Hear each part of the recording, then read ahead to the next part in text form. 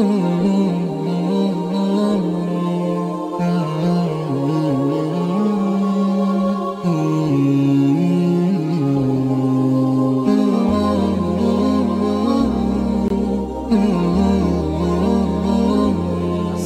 আলাইকুম ওয়া রাহমাতুল্লাহি ওয়া বারাকাতুহু।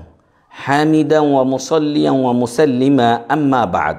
সম্মানিত দর্শক শ্রোতা, আপনারা দেখছেন ইহয়াউস সুন্নাহ টেলিভিশন দারসুল হাদিস।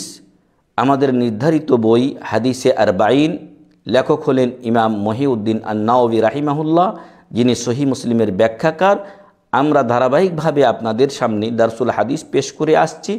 আজকে আমাদের দারসুল হাদিস এর হাদিস নাম্বার হলো 11 এবং আমাদের পর্ব হলো আজকে 12তম পর্বে আমরা 11 নম্বর হাদিসটি হাদিসে আরবাঈন থেকে আপনাদের সামনে পেশ করব ইনশাআল্লাহ। আজকের হাদিসটির বিষয়বস্তু হলো সংশয়পূর্ণ জিনিস পরিহার করা, সংশয়পূর্ণ জিনিস, সন্দেহপূর্ণ জিনিস পরিহার করা। এই মর্মে আপনাদের সামনে যে হাদিসটি আমরা নিয়ে আসছি সে হাদিসটি বর্ণনা করেছেন আন আবি মুহাম্মাদিনিল হাসান ইবনে আলী ইবনে আবি তালিব সিবতি রাসূলিল্লাহি সাল্লাল্লাহু আলাইহি ওয়াসাল্লাম ওয়া রাইহানাতিহি রাদিয়াল্লাহু আনহুমা قال حفظت من رسول الله صلى الله عليه وسلم دع ما يريبك إلى ما لا يريبك رواه الترمذي والنسائي رحمهما الله। সম্মানিত দর্শক শ্রোতা, আমাদের আজকের বর্ণিত হাদিসটি রাসূল সাল্লাল্লাহু আলাইহি ওয়াসাল্লামের কলিজার টুকরা এবং দৈহিত্র তথা নাতি আবু মুহাম্মদ, যার উপাধি বা উপনাম কুনিয়ত হাসান বিন আলী রাদিয়াল্লাহু আনহুমা থেকে বর্ণিত হয়েছে। আর এই হাসান বিন আলী সম্পর্কে কিছু কথা না বললেই যেন নয়। হাসান বিন আলী রাসূল সাল্লাল্লাহু আলাইহি ওয়াসাল্লামের কলিজার টুকরা, তিনি তার নাতি ছিলেন। আর হাসানের পিতা হলেন আমিরুল মুমিনিন আলী ইবনে আবি তালিব রাদিয়াল্লাহু আনহু। হাসানের মা হলেন আমাদের রাসূল সাল্লাল্লাহু আলাইহি সাল্লামের সবচেয়ে প্রিয় কন্যা ফাতিমা রাদিয়াল্লাহু আনহা। হাসান রাদিয়াল্লাহু আনহু তিনি 3য় হিজরির 15ই রমাদান জন্মগ্রহণ করেছিলেন এবং 49 মতান্তরে 50 বা 51 হিজরিতে তিনি মৃত্যুবরণ করেন। তিনি মদিনাতে ইন্তেকাল করেছিলেন। তার কবর বাকিউল গারকাদ মসজিদে নববীর সাথেই যে বিশাল কবরস্থান, সেখানে তাকে দাফন করা হয়। এই হাসান রাদিয়াল্লাহু আনহু এবং তার ভাই হুসাইন রাদিয়াল্লাহু আনহু সম্পর্কে রাসূল সাল্লাল্লাহু আলাইহি ওয়াসাল্লাম বলেছেন, আল হাসান ওয়াল হুসাইনু সাইয়্যিদা শাবাবি আহলিল জান্নাহ। হাসান এবং হুসাইন রাদিয়াল্লাহু আনহুমা তারা দুজন হলেন জান্নাতের যুবকদের সর্দার। আর হাসান রাদিয়াল্লাহু আনহু হলেন রাসূল সাল্লাল্লাহু আলাইহি ওয়াসাল্লাম একদা 5 জনকে নিয়ে মোবাহালা করেছিলেন। সেই 5 জনের চতুর্থ জন হলেন হাসান রাদিয়াল্লাহু আনহু। তিনি একই চাদরের নিচে হাসান রাদিয়াল্লাহু আনহু, হুসাইন রাদিয়াল্লাহু আনহু, আলী, ফাতিমা এবং রাসূল সাল্লাল্লাহু আলাইহি ওয়াসাল্লাম, এই 5 জন একসাথে ছিলেন। আর তিনি বলেছিলেন, আল্লাহুম্মা হাউলাই আহলি, হে আল্লাহ, এরা হলো আমার পরিবার। সেই চাদরের মধ্যে যারা ছিলেন তাদের অন্যতম এক সদস্য হলেন হাসান রাদিয়াল্লাহু আনহু।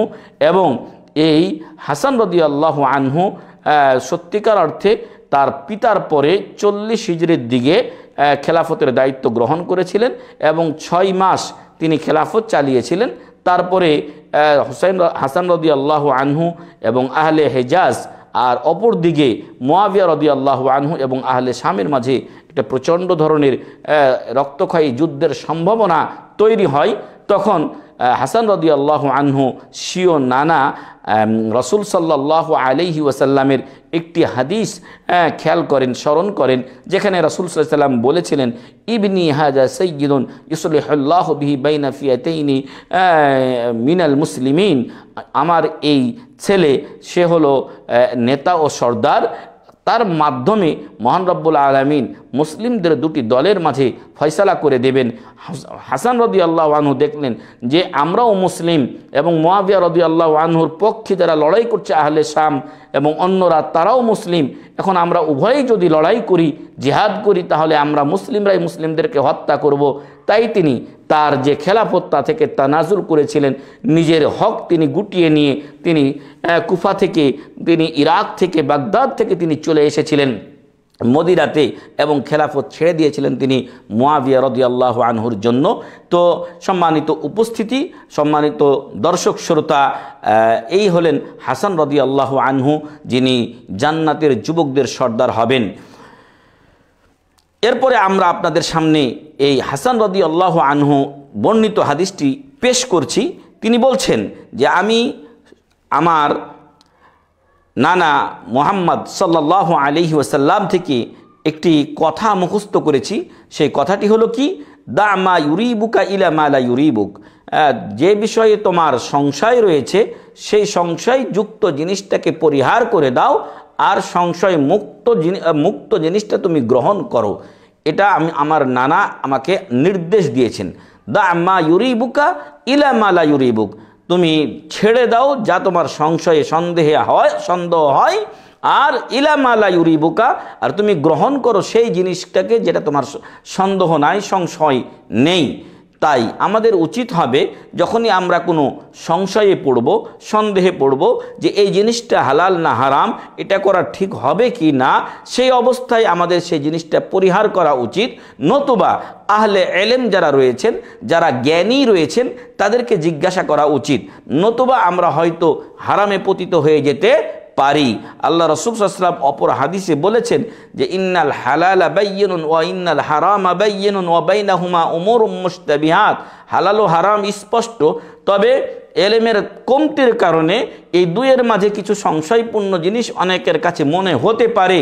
ফামান ওয়াকা ফিশ শুবহাতে ওয়াকা ফিল হারাম, যদি কেউ সংশয়পূর্ণ জিনিসে পতিত হয় সেজন্য হারামে পতিত হলো। যেমন ওই ব্যক্তি যে কোনো অন্য ব্যক্তির ক্ষেতের আইলের পাশে তার ছাগল গরু চড়াই বা বেঁধে দেয়, যে কোনো মুহূর্তে এই ছাগল বা গরু বা তার চতুষ্পদ জন্তু অন্যের ক্ষেত খেয়ে নিতে পারে। ঠিক ওই রকম সম্মানিত দর্শক শ্রোতা, সম্মানিত দিনী ভাই ও বোনেরা, আমরাও যদি এরকম সংশয়পূর্ণ জিনিস নিয়ে সবসময় ঘাটাঘাটি করি, তাহলে যে কোনো সময় আমরা হারামে পতিত হতে পারি। এজন্য আল্লাহ রাসূল সাল্লাল্লাহু আলাইহি ওয়াসাল্লামের এই অবস্থায় দিক নির্দেশনা হচ্ছে যে আমরা সংশয়পূর্ণ জিনিসগুলোকে পরিহার করে দেব। সংশয়পূর্ণ জিনিসটা যদি আমি করি আর সেটা ভুল হয়ে যায়, তাহলে আমি গুনাহগার হয়ে যাব। আর সংশয়পূর্ণ জিনিসটা যদি আমি পরিহার করি, তাহলে আমি গুনাহ থেকে, পাপ থেকে বেঁচে যাব। আর সর্বোচ্চ এতটা আমার ক্ষতি হতে পারে যে হয়তো আমি একটা নেকি থেকে বঞ্চিত হতে পারি। তবে আমি যখন জানবো যে এই কাজটা জায়েজ আছে, যদি সেটা জায়েজ হয়ে থাকে, তাহলে সেটা আমি করব, তখন আমি আবারও সওয়াব পাওয়া শুরু করব ইনশাআল্লাহ। তাই আমি ইহয়া উস সুন্নাহ টেলিভিশনের পক্ষ থেকে আহ্বান জানাতে চাই যে আমরা সকলেই যেন এই সংশয়পূর্ণ জিনিসগুলো পরিহার করে যে সংশয়মুক্ত জিনিস আছে সেগুলো আমরা গ্রহণ করি। অন্যের ব্যাপারে বিভিন্ন সংশয়, সন্দেহ ইত্যাদি পরিহার করে আমরা যেন এই কাজ করি যে আমরা সঠিক যে তথ্য, সেই তথ্যের উপরে নির্ভর করে সিদ্ধান্ত নেই। কোনো ব্যক্তির ব্যাপারে কোনো কথা যদি আমাদের কাছে আসে, তাহলে আমরা সরাসরি তাকে জিজ্ঞাসা করে সেটা শিওর হব, তারপর আমরা প্রয়োজন যদি হয় তাহলে সেটা কারো কাছে বলবো, নতুবা আমরা বলবো না। আসুন আমরা সংশয়পূর্ণ জিনিস পরিহার করে সন্দেহ মুক্ত এবং পরিষ্কার স্বচ্ছ ইসলাম পালনে ঐক্যবদ্ধ হই। তাই আমাদের ইহয়া উস সুন্নাহ টেলিভিশনেরও একই স্লোগান, ঐক্যের পথে সুন্নাহর সাথে অবিরাম পথ চলা। এই অঙ্গীকারে আসুন সকলেই আমরা ইহয়া উস সুন্নাহ টেলিভিশন দেখি। আল্লাহ তাআলা এর মাধ্যমে আমাদের সবাইকে উপকৃত করুন। আল্লাহুম্মা আমিন। জাযাকুমুল্লাহু খাইরান। ওয়াসসালামু আলাইকুম ওয়া রাহমাতুল্লাহি ওয়া বারাকাতুহু।